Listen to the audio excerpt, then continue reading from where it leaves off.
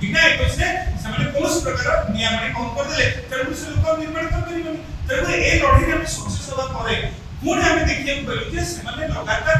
କଣ ଗୋଟେ କାମ କରିକି ସେମାନେ ଘର ତିଆରି କରୁଥିଲେ বা হোটেল নির্মাণ করছেন বা কৌশল লোক করছেন যোউঠি সাধারণ গরিব লোক মধ্যে সুযোগ মিলুনি সমস্ত আপ্লাই করছেন সমস্ত মনে করাই গেল। তেমন যদি সাধারণ গরিব লোক মিলুনি তাহলে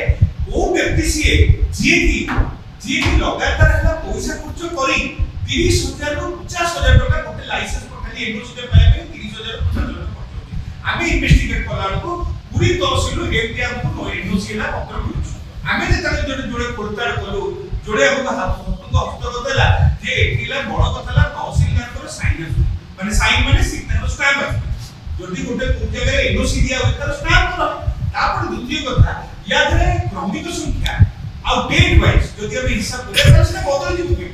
जदी हम गोटे हिसाब करबा जनरल कथा जदी हम 6/4 रे 6/4/2025 एथिरे संपूर्ण रूपरे तहसील ऑफिस आवेला बिजुली विभाग रो जो सेक्शन अछि ऑफिसर तकर कोन करछनी पैसा कोड कारबार होती तेन कर से आ पर से इन्वेस्टिगेट करो कारण ए एनओसी पत्र देकी इलेक्ट्रिक विभाग ला तकला लाइन दोछ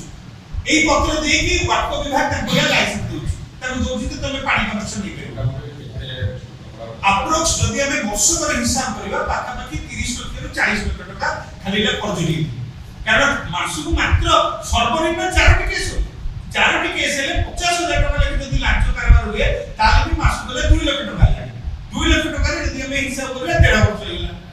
1.5 वर्ष माने आपन कर हे गेला 12 18 पर्यंत हम पाखा पाखी आपन कर आसी गेला पूजा ए माने सेही अनुसार पाखा पाखी 40 लाख 50 लाख टका तो फाइनली तो ना या कोन दाबी करछ यार संपूर्ण रूपे दाबी यार इंक्वायरी करा जो जिल्लापाल निजे यार इंक्वायरी करदु जिल्लापाल हम स्पष्ट कथा कहदु ठीक कोन